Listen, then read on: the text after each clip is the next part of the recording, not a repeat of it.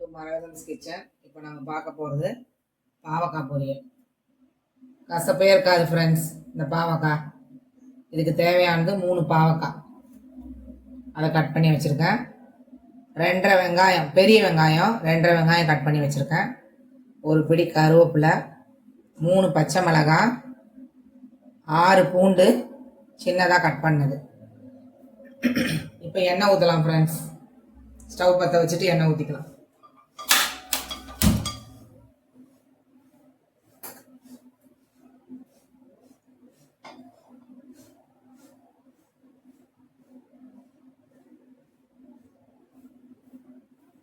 கடாய் சூடாகிடுச்சு friends.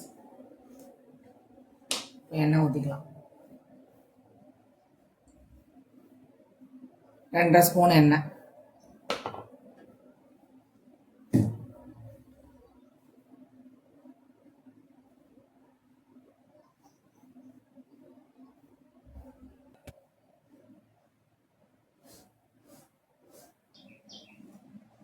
எண்ணெய் காஞ்சிச்சு friends. இப்போ நம்ம குட்டி கரண்டியில் 1/2 கரண்டி கடுகு போட்டுடலாம். கடுகு நல்லா பொரியிட்டோம் ஃப்ரெண்ட்ஸ். கடுகு நல்லா பொரிஞ்ச உடனே ஃப்ரெண்ட்ஸ் 1 ஸ்பூன் கடலைப்பருப்பு. முக்கியமானது ஃப்ரெண்ட்ஸ், கடலைப்பருப்பும் உளுத்தம்பருப்பும் போடணும். 1 ஸ்பூன் உளுத்தம்பருப்பு.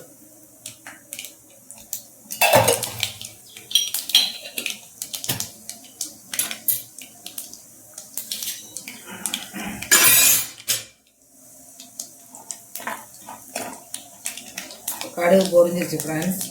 கடலைப்பருப்பும் உளுத்தம்பருப்பும் கொஞ்சம் செவந்த கலரில் கொஞ்சம் நல்லா செவந்த உடனே ஃப்ரெண்ட்ஸ் கொஞ்சம் சிவப்பாயிடுச்சு. இதை மீடியம் ஃப்ளேமில் வச்சுக்கோங்க. இப்போ வந்து நம்ம வெங்காயம் போடணும்.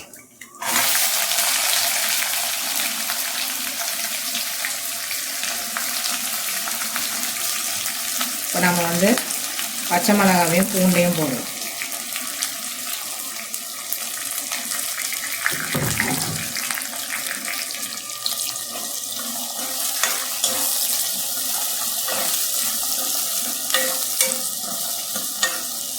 கொஞ்சம் ஹை ஃப்ளேம்லேயே வச்சுக்கோங்க ஃப்ரெண்ட்ஸ். இப்போ கொஞ்சம் ஹையாகவே வச்சுக்கோங்க. இப்போ இந்த வெங்காயம் வந்து பச்சை மிளகாய், வெங்காயம், இந்த கடலைப்பருப்பு எல்லாம் ஒரு கலரி விட்டுட்டு இந்த பாவக்காவை போட்டுருங்க.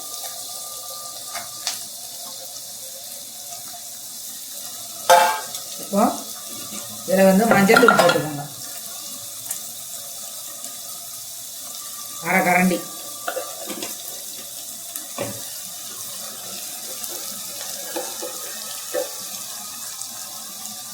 இப்போ 1/2 ஸ்பூன் உப்பு போட்டிருக்கேன். அரையும் ஒரு பிஞ்சு போட்டிருக்கேன். அவ்வளோதான் ஃப்ரெண்ட்ஸ். இப்போ கருவேப்பிலை போட்டு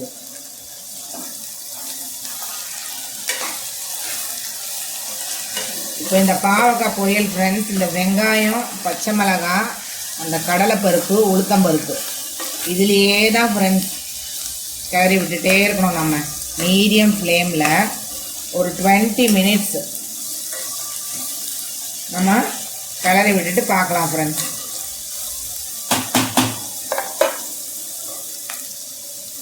கொஞ்சோண்டு பெருங்காய பொடி போட்டுட்டு க்ளோஸ் பண்ணிடுங்க ஃப்ரெண்ட்ஸ்.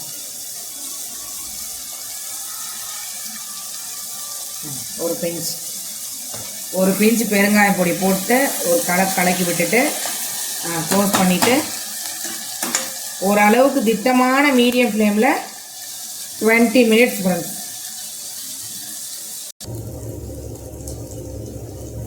20 மினிட்ஸ் ஆகிடுச்சு ஃப்ரெண்ட்ஸ். இப்போ பாவக்காய் நல்லா எல்லாமே அழகாக வெந்துருச்சு ஃப்ரெண்ட்ஸ். இதில் என்ன விஷயம்னா, இந்த கடலைப்பருப்பு, பச்சை மிளகாய், வெங்காயம் இதோடு சேர்ந்து தான் இந்த பாவக்காய் வதக்கணும். அப்போ தான் உங்களுக்கு அந்த கசப்பு தன்மை போகும். அதுக்குன்னு ரொம்ப அதிகமாக கசக்கும்னு சொல்லுவாங்க எல்லாம் பாவக்காய். ஆனால் இந்த மாதிரி நீங்கள் செஞ்சு பாருங்கள். செஞ்சு பார்த்துட்டு இந்த டேஸ்ட்டை நீங்கள் அப்போ தான் உங்களுக்கு தெரியும் இது கசப்பா என்னன்றது. நான் என்ன சொன்னாலும் உங்களுக்கு நம்பிக்கை இருக்காதுன்னு நினைக்கிறேன். ஏன்னா பாவக்காய் விஷயத்தில் லைட்டாக தான் கசப்பாக, ஆனால் ரொம்ப நல்லா டேஸ்ட்டாக இருக்கும். இந்த மாதிரிலாம் செஞ்சு கொடுத்தா எல்லாம் சின்ன பிள்ளைங்க கூட நல்லா சாப்பிட்றலாம் ஃப்ரெண்ட்ஸ்.